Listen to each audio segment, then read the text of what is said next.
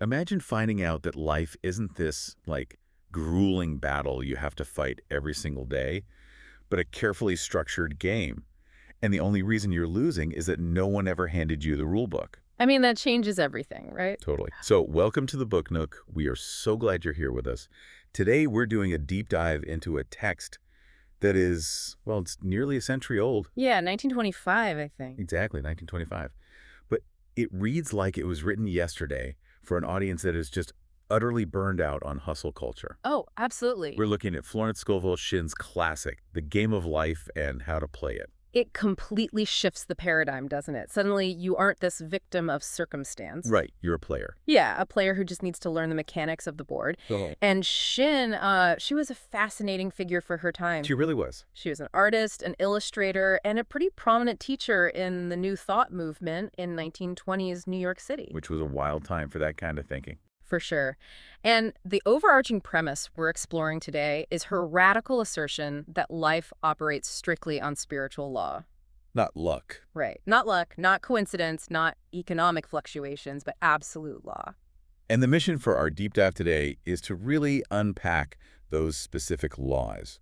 We're going to extract her rules for this game. Because there are definite rules. Oh, yeah. Everything from the mechanics of our spoken words to a concept she calls the law of non-resistance. Which is a tough one to master. A very tough one. But before we get to the moves you can make, we have to talk about the board we're playing on. Because to play any game successfully, you first have to understand the playing field. Exactly. And in Shinn's framework, the playing field is not the physical world. No, not at all. It's not your office. It's not the stock market. It's not your social circle. The playing field is the human mind. Right. She actually goes back to the ancient Greeks and their ultimate advice, which is know thyself. Such a classic quote. Yeah, but Shinn argues that to actually know yourself, you have to understand that your mind is divided into three very distinct departments. And those are the subconscious, the conscious, and the superconscious. Yes. And if you don't understand how these three interact, you are essentially playing chess blindfolded. Okay, let's unpack this, because the way she describes the subconscious is honestly a little terrifying. It is. It really is. She says it is power without direction.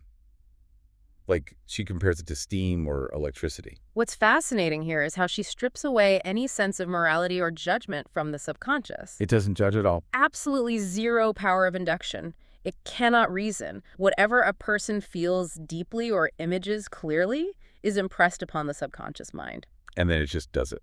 Exactly. The subconscious mind carries it out in the minutest detail.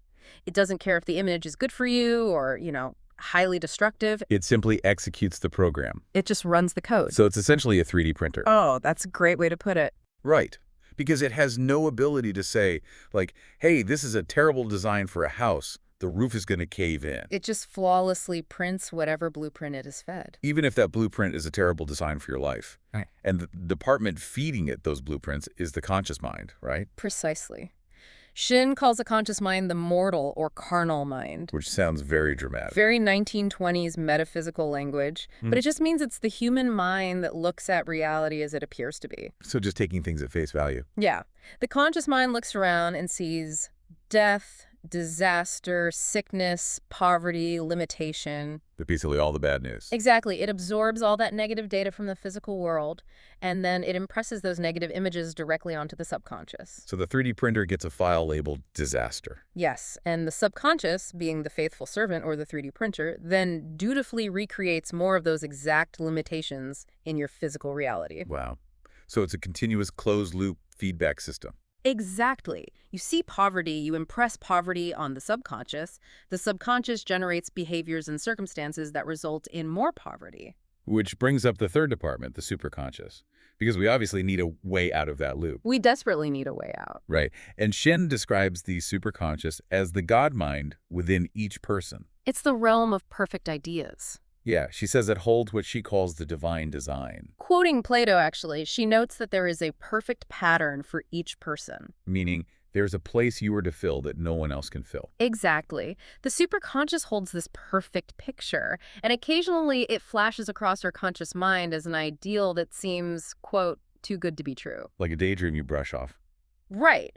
But Shinn argues that this is actually your true destiny being flashed to you by infinite intelligence. But because our conscious minds are so bogged down by analyzing the limitations of our current reality, we rarely trust those flashes. We just swat them away. We tell ourselves to be realistic. And I want to talk about how dangerous that can be. Because she shares this absolutely chilling anecdote about the power of the subconscious mind. Oh, the widow's veil. Yes, the story of the woman and the widow's veil. It is a striking example of deeply imprinted programming. Tell them the story, because it's wild. So, Shinn talks about a woman she knew who, as a little girl, loved to play make-believe. Pretty normal for a kid. Sure. But her absolute favorite game was to dress up in black clothes and wear a long, sweeping black widow's veil. Which is kind of morbid. A little bit. But people thought it was amusing and clever for a child to play such a dramatic role. Right, they encouraged it. But the key here is that she was feeling this deeply and imaging it clearly. She was writing the code for the 3D printer, completely unaware of what she was doing. Exactly. So she grew up, she met a man she loved deeply, and she married him. And then? In a very short time, he died. Oh, wow. Yeah. And she spent many years wearing that exact black sweeping veil, for real. That is just heartbreaking. It is. The picture of herself as a widow was so deeply impressed upon her subconscious mind in childhood that, in due time, it worked itself out on the physical plane. The subconscious executed the code. Completely, regardless of the heartbreak and havoc it created, it operates on cold, mechanical precision. So what does this all mean for how we view our everyday thoughts? Because this flips modern cognitive psychology on its head, or at least takes it to an extreme conclusion. Well, we usually think about managing our conscious thoughts so we can have emotional peace, right? Right. Like cognitive behavioral therapy teaches us to stop catastrophizing so we don't feel anxious in the moment. Exactly. But Shinn is suggesting something far more radical. Our thoughts aren't just affecting our moods. They're literally molding the physical circumstances of our lives. Yeah. And if we connect this to the bigger picture of modern psychology, there is a fascinating parallel. Oh, do tell. We now understand phenomena like the reticular activating system in the brain, the network that filters information. Right, the RAS.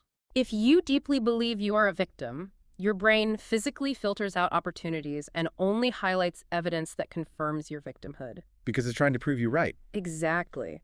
Shinn was describing this mechanism decades before neuroscientists mapped it, but she framed it metaphysically. She's basically arguing that the external world is nothing but a mirror of our internal programming. Yes.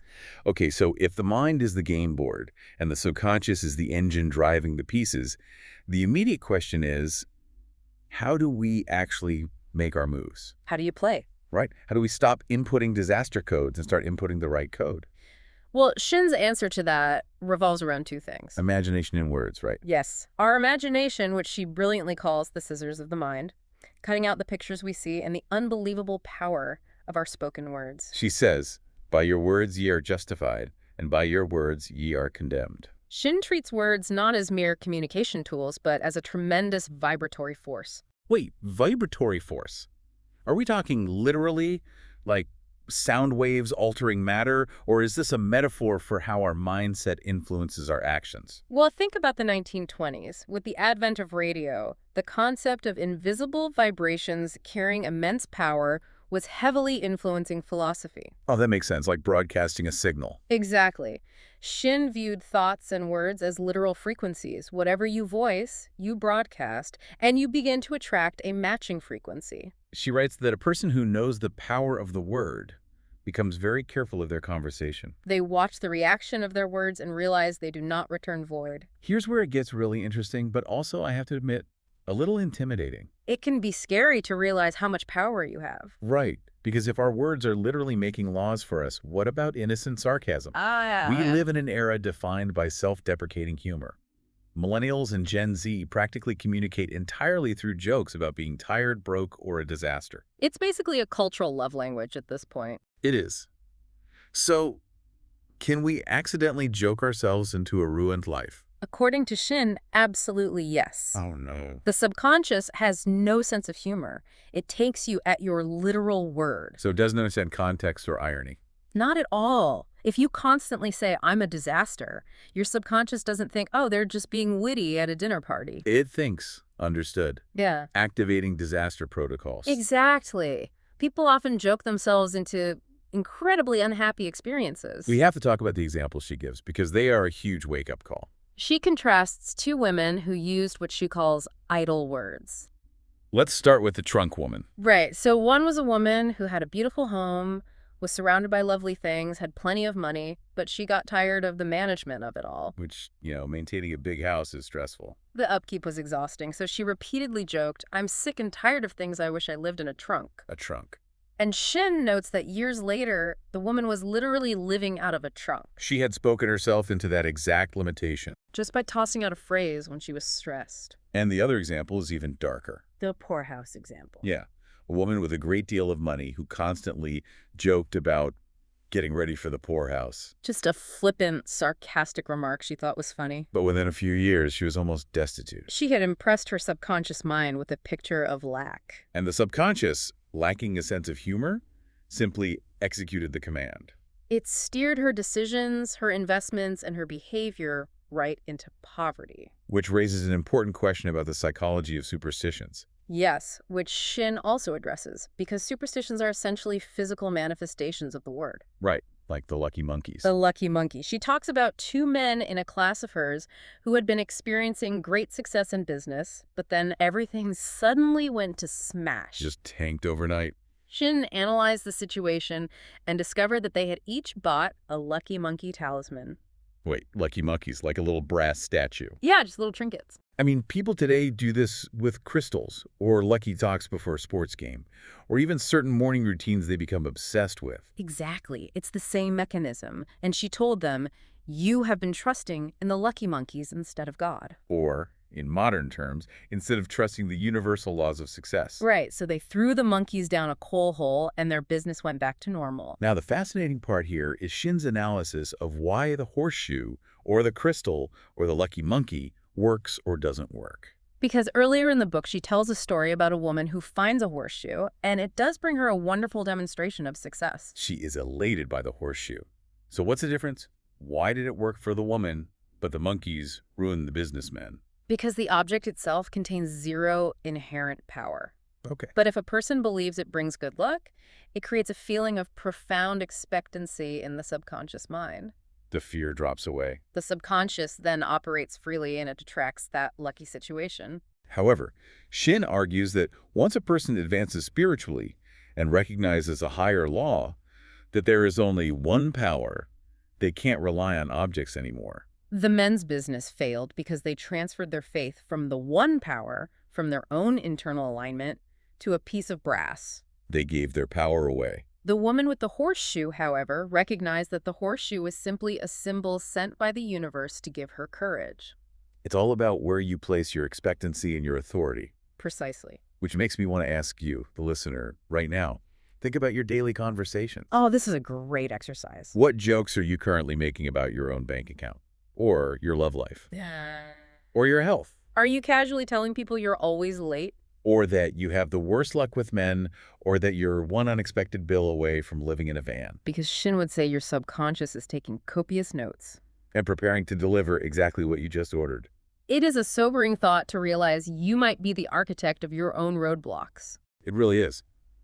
But the good news is that the law works both ways. Just as you can speak yourself into poverty, you can speak yourself into prosperity. Which brings us to the mechanics of how you actually score points in this game. How do you trigger what she calls the law of prosperity? Yes, because Shinn insists that just asking for what you want or just repeating empty affirmations isn't enough. No, you actually have to prepare to receive it. She states that infinite intelligence is man's supply, and words release that supply. But the key mechanism to release it is active faith. Active faith, not passive. Right. It is not enough to have passive intellectual faith where you just think good thoughts. You must act as if you have already received the thing you're asking for. It's like setting an extra place at the dinner table for a guest who hasn't even bought their plane ticket yet. Or making space in your closet for the partner you haven't met. You have to literally show the universe and your own subconscious that you are ready. Shinn uses this incredible phrase. You have to dig your ditches. That phrase comes from a story in the Book of Kings that she uses as an allegory. The 3 kings in the desert. Yes. 3 kings are in the desert with their armies and horses, and they are dying of thirst. They consult the prophet Elisha, who gives them a seemingly insane instruction. "Ye shall not see wind, neither shall ye see rain, yet make this valley full of ditches." So Start digging for water when you are surrounded by dry sand, a cloudless sky, and you're already dying of thirst. The physical effort that would take when every fiber of your being is screaming that it's hopeless is immense. Precisely. And if we connect this to the psychology of success, it is the psychological shift from passive wishing to active expectancy. You are preparing for the thing you have asked for when there isn't the slightest physical sign of it in sight. Because if you ask for success, but you prepare for failure, you will get the situation you prepared for. Shinn tells a story of a man who asked her to speak the word to wipe out a massive debt. But she found out he was doing the opposite.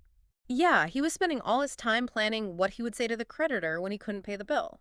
His actions and his mental rehearsals were neutralizing her words. He was digging a ditch for failure. I see this all the time today. People say they want to start a business, but they spend all their time researching bankruptcy laws, just in case. They are digging a ditch for bankruptcy. But the examples of people successfully digging their ditches in this book are wild. Let's talk about the woman who was going to be sued for $3,000. Oh, this one is stressful just to read. She is absolutely terrified. She comes to Shinn, and Shinn says, "God is your supply. I give thanks, you will receive the money." But the 15th of the month arrives, and the woman has no money. She calls Shinn in a panic. Shinn tells her, "It's Saturday, they won't see you today. Your part is to act rich, thereby showing perfect faith you will receive it by Monday." Act rich. Yeah. Shinn tells her to go to an expensive restaurant for lunch and not economize. She had to act as if she already had the $3,000 in her bank account. Which is a choice. I'm going to push back here, because if a friend told me they were being sued, had $0, and were heading to a Michelin star restaurant to act rich, I would stage an intervention. You would think they lost their mind. That sounds like toxic financial irresponsibility. How does Shinn differentiate this from just being delusional and blowing money you don't have? It's a crucial distinction. Shinn is not advocating for reckless spending out of denial or ego. So she wasn't just showing off. No, the woman wasn't going to the restaurant to ignore her problems. She was going because she needed to break the physical feeling of poverty and panic that was gripping her subconscious. So it was a pattern interrupt. Exactly. The act of ordering a nice meal was a metaphysical tool to shift her internal frequency from terror to abundance. If she went to the restaurant and sat there sweating with anxiety over the bill, it wouldn't have worked. Not at all. The action must produce a genuine feeling of peace and expectancy.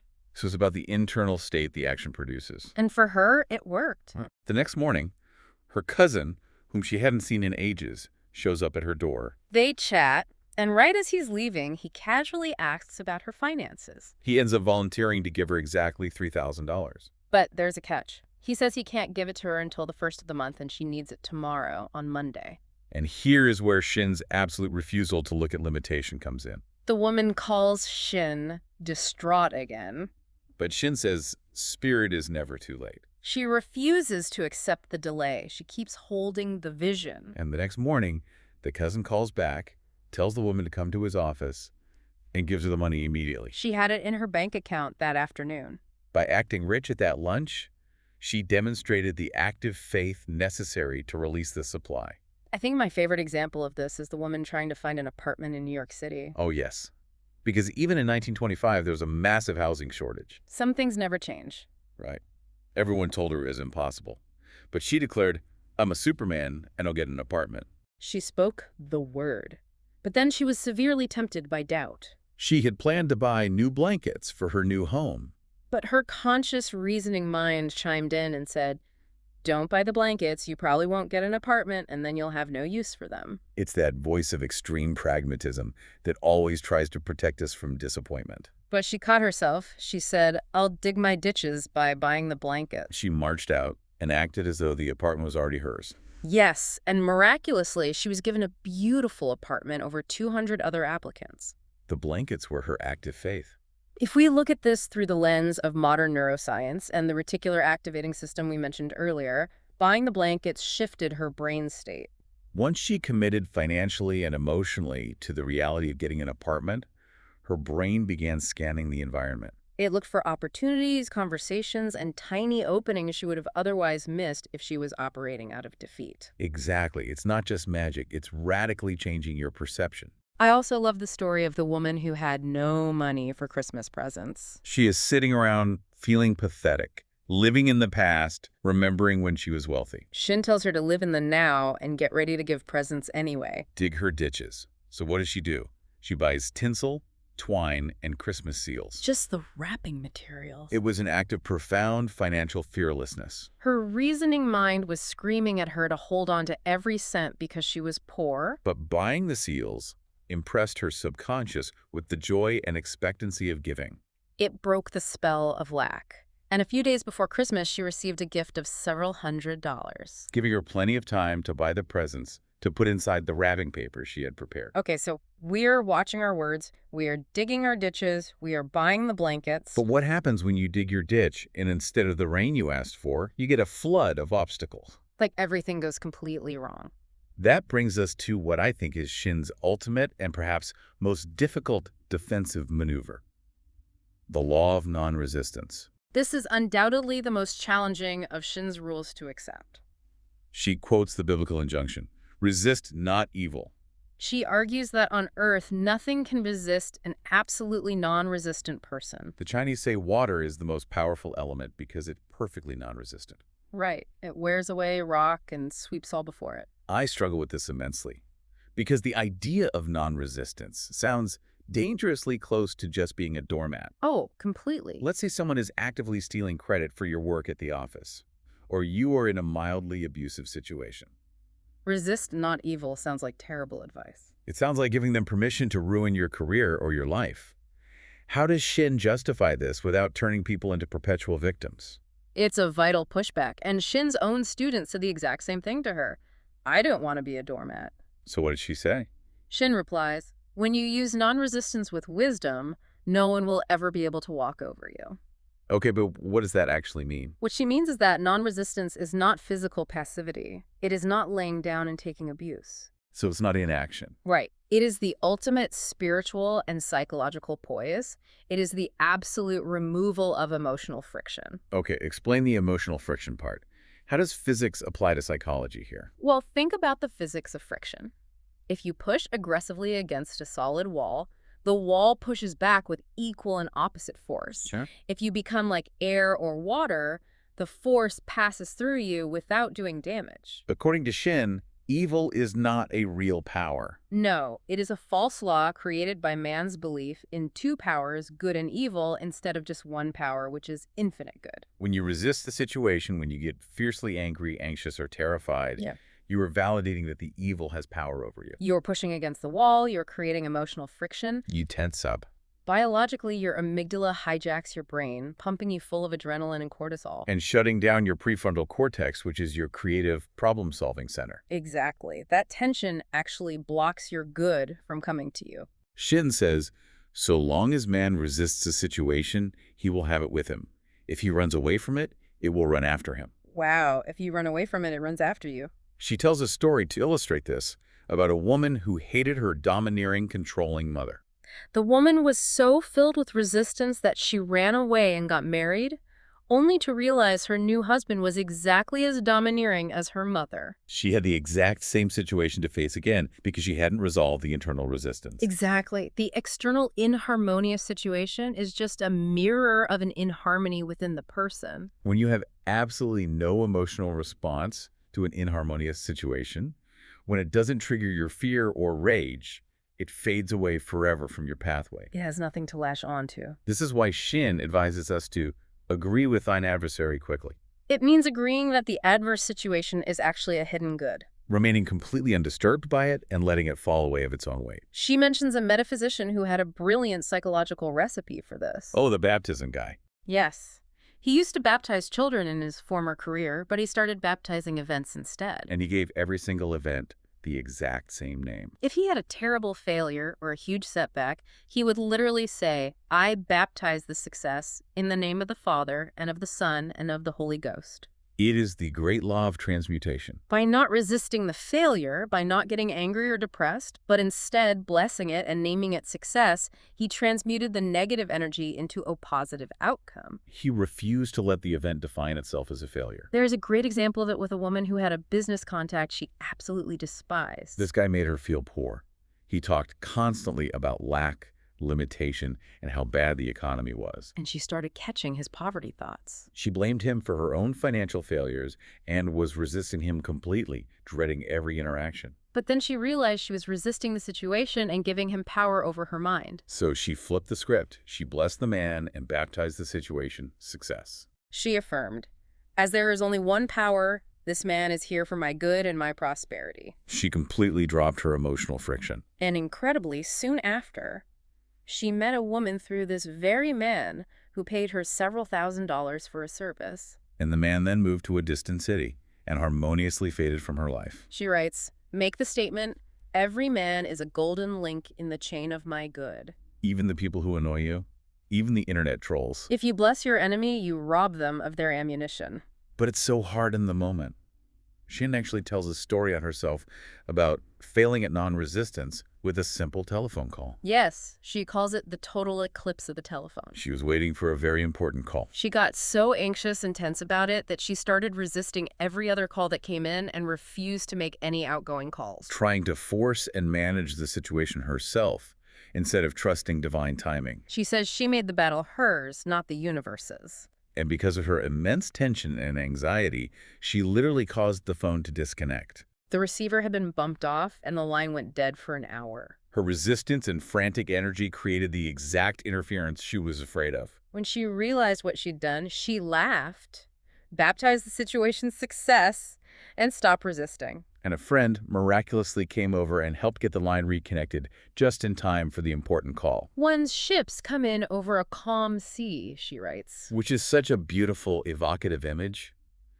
But if we fail to maintain that calm sea, If we fail to use non-resistance. right, if we hold on to resentment or use our words to harm others, we trigger the game's built-in penalty system. And that brings us to the concepts of karma and health. Karma is a Sanskrit word meaning come back at. Shinn puts it plainly. The game of life is a game of boomerangs. Whatever man sends out in word or deed will return to him with astounding accuracy. If you give hate, you receive hate. If you lie, you will be lied to. She tells the story of a student who is a chronic liar. The student comes to Shinn and says, "I'm in love with this man, but I don't trust him. I know he's lying to me." And Shinn just flatly tells her, well, you lie yourself, so someone has to lie to you, and you will be sure it will be just the person you want the truth from. Ouch. It is a harsh truth, but it cured the student of lying. We see our own faults reflected back at us through the people we love most. But Shinn takes this concept of karma and internal resistance even further, directly linking it to physical health. This is where her teachings deeply parallel the modern mind-body connection, but she takes it to an absolute metaphysical extreme. She states that all disease has a mental correspondence. Sickness is quite literally caused by a mind not at ease. I found this deeply fascinating because of how we now understand the gut-brain axis and psychosomatic illness. But she draws these incredibly specific connections between emotions and physical reality. She says continuous criticism produces rheumatism because critical, inharmonious thoughts cause unnatural deposits in the blood that settle in the joints. Unforgiveness hardens arteries and affects eyesight. False growths come from jealousy and hatred. This raises an important question about how deeply our inner state is reflected in our biology. We know today that chronic stress and anger produce high levels of cortisol. Which leads to massive systemic inflammation, which is the root cause of countless diseases. Shinn was describing this intuitively. She asserts that man's only enemies are within himself. To heal the body, you must first heal the soul, which she defines as saving the subconscious mind from wrong thinking. There is that funny but profound story of the poisoned oyster. Oh, yes. Shinn calls on a woman who is terribly ill and claims she ate a poisoned oyster at a dinner party. What does Shinn say? She replies, "Oh no, the oyster was harmless. You poisoned the oyster. What's the matter with you?" Which is such a wild thing to say to a sick person. It is, but the woman admitted she had quarreled with 19 different people that day. She was in a state of absolute rage. Shinn's diagnosis was that the woman had become so deeply inharmonious internally that she attracted the wrong oyster. Or, in biological terms, her sympathetic nervous system was in such a state of fight or flight that her digestive system shut down completely. Making any food she ate highly toxic to her system. The external inharmony was just an indicator of the mental inharmony. As the within, so the without. And we see the reverse of this in the story of the actress with the skin disease. She had this terrible condition on her face. Doctors said it was incurable, and she was afraid she'd have to give up the stage. She manages to get a great gig, makes a huge hit on opening night, but the very next day she is fired because a jealous male cast member pushed her out and demanded she be replaced. Naturally, she is consumed with hatred and resentment. But she catches herself. She understands the law. She cries out, "Oh God, don't let me hate that man." She works for hours in silence, bringing herself to a state of deep peace and forgiveness toward him. She continues this mental work for 2 nights. On the third day, the incurable skin disease was completely healed. In asking for love and goodwill, she fulfilled the law of non-resistance, and the disease, which was a physical manifestation of subconscious resentment, was wiped out. It's incredible. And she warns that even jokes can trigger this karmic boomerang. A woman gave a friend stage money as a joke. But because the law doesn't understand jokes, the law of karma sent her a boomerang. She went to the bank shortly after and received a counterfeit $20 bill. She literally reaped the fake money she had sown. But Shinn is quick to point out that we are not doomed by our past mistakes. We can call on the law of forgiveness. Man has the power to neutralize his mistakes. If you can't right a past wrong physically, you neutralize its effect by doing someone a kindness in the present. You don't have to sit around fearing your karmic payback if you actively shift your consciousness and call on forgiveness. Okay, let's take a breath because I'm reviewing the rules here. We have to watch our every word so we don't joke ourselves into a trunk. We have to buy blankets for apartments we don't have. We have to never resist evil. We have to bless our annoying coworkers. And we must constantly forgive everyone so we don't get rheumatism. I don't know about you, but that sounds completely exhausting for my everyday rational brain to keep up with. It feels like an impossible standard. And Shinn agrees with you. It is incredibly taxing for the conscious mind. The intellect is filled with doubts, fears, and evolutionary survival mechanisms. It is almost impossible to direct the subconscious purely from the conscious reasoning mind because the conscious mind is always throwing up worst-case scenarios to keep you safe. Luckily, Shinn gives us an advanced move to bypass the conscious mind altogether. She calls it casting the burden. Because the battle is too heavy for the mortal mind, we have to cast the burden onto the superconscious, the Christ within, or the higher self. The superconscious operates in a realm where there is only perfection and completion. By casting the burden, you are taking this massive psychological weight off your conscious intellect and letting the higher mind dissolve it. It's like you're driving a car on an icy road and you start to skid. The conscious mind panics, stomps on the brakes, and tries to force the steering wheel, which actually makes the skid worse. Casting the burden is like taking your foot off the brake and letting the car's anti-lock braking system take over. The internal computer calculates the physics perfectly and pumps the brakes faster and more efficiently than humanly possible. You make it light by letting the higher system do the heavy lifting. That is a perfect modern analogy. You stop trying to force the outcome with your limited conscious reflexes. Shinn gives the example of a woman who had a new piano being delivered to her studio. But she had nowhere to put the old one. She was in a state of perplexity and desperation, trying to consciously figure it out, worrying about the logistics. Finally, she just repeated, "I cast this burden on the Christ within, and I go free." She let the anti-lock brakes take over. Literally minutes later, her phone rang. A friend asked if she could rent the old piano, and it was moved out just before the new one arrived. But the text notes a psychological phenomenon that happens when you cast the burden or when you make a high spiritual statement. Sometimes, things seem to get drastically worse before they get better. Shinn calls it the darkness before the dawn. Why does that happen? Because that's usually when I quit. Shinn explains that when you make a powerful statement of spiritual truth, you are challenging the old, deeply entrenched beliefs in your subconscious. It's an eviction notice for your fears. The old doubts, the programming of a lifetime, rise to the surface to be cleared out. An army of aliens, as she calls them, surges up. So just before a big demonstration of success, you might face tormenting thoughts and apparent physical failure. In modern psychology, we call this an extinction burst. When you stop rewarding a bad habit, the brain initially screams for it even louder before finally giving up. Which is exactly when most people throw in the towel. They think, oh, this affirmation stuff doesn't work. My life is falling apart. Right, but Shinn says that is the exact moment you must clap your cymbals and give thanks that you are saved. A student asked her how long one must remain in the dark, and she replied, until one can see in the dark. Casting the burden enables you to see in the dark while this subconscious clearing is happening. You maintain your poise. And once you cast the burden and clear the fear, you don't just sit there doing nothing on the couch. You wait for intuition. You wait for a hunch or a definite lead. Intuition means to be taught from within. Shinn says you speak your word, you demand your supply, and then you do nothing until you get a definite lead. You don't try to force a solution. You wait for a chance remark, a passage in a book, or a sudden, inexplicable urge. Like the woman who wanted a large sum of money. She spoke her word, asked for a lead, and got a sudden hunch to give $100 to a friend who had helped her spiritually. Now, she waited to confirm it was a true intuition and not just a rash, emotional impulse. But someone else made a casual remark about giving money that same day, confirming the hunch. She gave the $100, which was a huge act of faith and tithing. And shortly after, a large sum of money came to her in a remarkable way. Shinn emphasizes that giving opens the channels for receiving.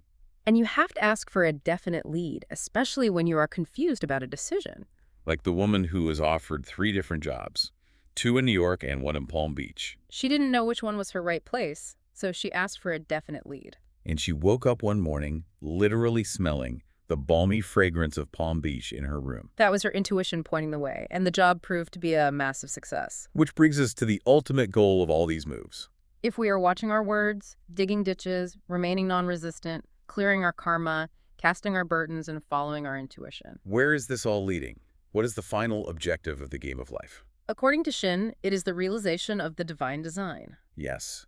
For every person, there is a perfect place they are meant to fill that no one else can fill. This divine design includes what she calls the square of life: health, wealth, love, and perfect self-expression. When you attain the square, the game is completed.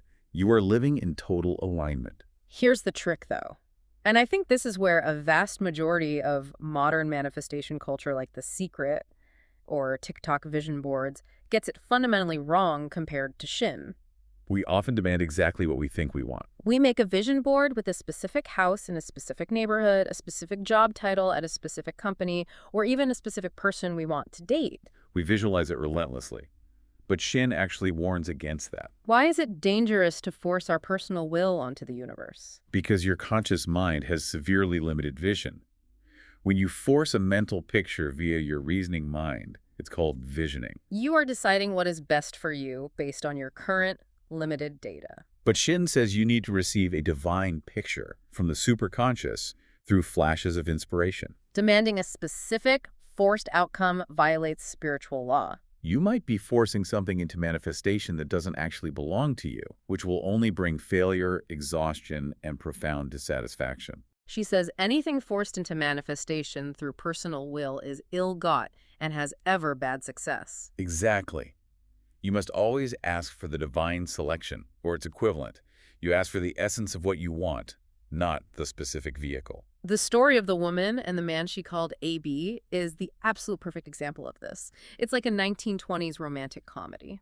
This woman came to Shinn desperately in love with a man named AB, and she asked Shinn to speak the word that they would get married. But Shinn flat out refused. She told the woman that demanding a specific person would be a violation of spiritual law, essentially trying to control another person's free will and forcing a potentially wrong fit. Instead, Shinn said she would speak the word for the right man, the divine selection, the man who belonged to her by divine right. Shinn told her, if AB is the right man, you can't lose him, and if he isn't, you will receive his equivalent. I love this because it applies so perfectly to modern dating. If you fixate on one profile, you blind yourself to the right match. So what happens? The woman keeps seeing AB, but they make absolutely no headway. And within a week, she tells Shinn that AB just doesn't seem so wonderful anymore. The illusion broke. Shortly after, she meets another man who falls in love with her immediately, says she is his absolute ideal, and says all the exact romantic things she had always wished AB would say. She completely lost interest in AB. The law of substitution worked perfectly. A right idea was substituted for a wrong one with no loss or sacrifice. It illustrates perfectly why we must append a very specific clause to all of our demands. Shinn stresses the critical necessity of adding "under grace" in a perfect way to your affirmations. Yes, the terrifying warning about the $1,000. This is the ultimate monkey's paw scenario. A woman demanded $1,000. She just put the demand out there without qualifying it. Well, she received the $1,000. But she received it as an indemnity payment because her young daughter was severely injured in an accident. The money came, but it certainly did not come in a perfect way. Shinn says you must demand that the good which is yours by divine right reaches you under grace in a perfect way. It's like writing a contract with the universe. You have to make sure the terms and conditions protect you from the universe, taking the path of most destruction to get you what you asked for. Precisely. You want the manifestation of the divine design, but it must unfold through the avenues of grace, joy, and ease, not through karma, tragedy, or hard lessons. So as we bring all these esoteric metaphysical concepts down to earth for the listener today, why read a book from 1925? I mean, we live in an era of advanced neuroscience, quantum physics, and endless self-help podcasts. Why does Florence Scovel Shinn's framework still resonate so deeply today? I believe it's because the core anxieties of human life haven't fundamentally changed in 100 years. We still struggle intensely with the fear of lack, the fear of failure, the fear of sickness, and relationship strife. Anyone listening right now who feels trapped in a cycle of over-effort, chronic anxiety, or relentless negative self-talk can benefit from this text. Shinn offers a radical systemic paradigm shift. She moves us from a mindset of struggle, where life is a brutal battle. You have to force, manipulate, and sweat your way through, to a mindset of expectancy, ease, and play. It's incredibly empowering. It puts the joystick back in your hands. It tells you that your circumstances aren't this immovable concrete wall that you are doomed to stare at forever. They are simply a mirror of your inner world. If you don't like what's happening on the outside, you have to change the record playing on the inside. You smash the old records in the subconscious. You stop the emotional fiction that is burning you out. You start digging your ditches for the good you actually want, instead of preparing for the disasters you fear. She strips away the victim mentality entirely. You are the one speaking the words. You are the one resisting or accepting. You are the one holding the vision. And her ultimate message is one of profound optimism. That the universe, the superconscious, has a perfect, joyful, affluent design for your life. If you only step out of your own way, drop your resistance, and let it manifest. It is such a beautiful, empowering vision of how to move through the world. And to wrap up our deep dive today, I want to leave you with one final, provocative thought to mull over. Shinn claims that every man is a golden link in the chain of my good. Imagine how differently you would walk into work tomorrow. Or interact with a difficult family member. Or deal with that annoying troll on the internet if you truly believe that even your worst adversary was secretly a courier sent by the universe to deliver your ultimate success. It changes the game entirely. It really does. Thank you so much for joining us for the Book Nook today. If you want to keep exploring the ideas that shape our minds and our lives, please make sure you subscribe so you never miss a deep dive. We love unpacking these transformative concepts with you. And we want to hear from you. Drop a comment below and tell us which book you'd like us to explore next. We read every single one.